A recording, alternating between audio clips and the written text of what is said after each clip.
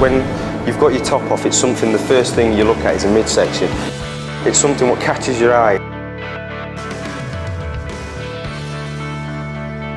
From an early age, from when I first started looking to a gym and getting interested in the gym, that's the first thing I wanted to develop. I was obsessed with a midsection. I started to look into what works best for me, and as a young age I used to do gymnastics, so I had a core stability there, and I've just developed that from now.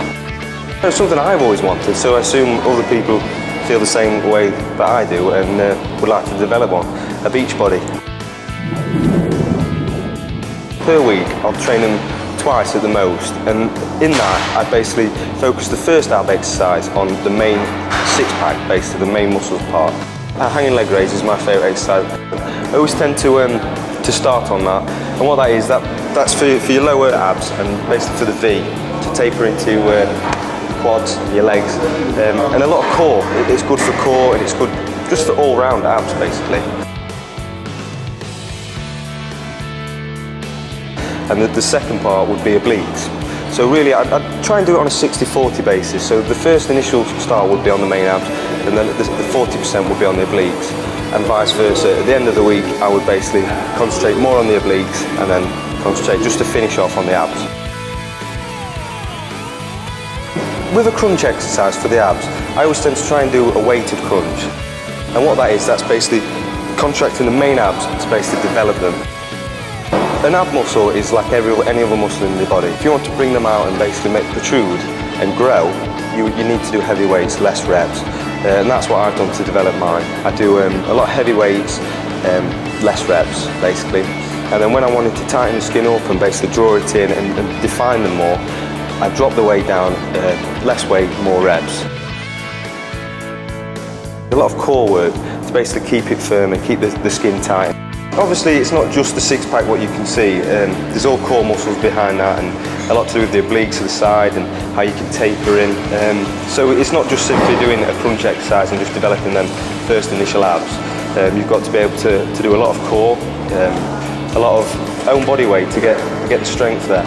The obliques come off the side of the abs, which are basically there. They're only a small muscle between them. They're a big muscle group, but they're only small muscle individuals, so I don't tend to go heavy on them, because you can start to widen the waist and you can start to look misshaped. So really I would always only do body weight on there.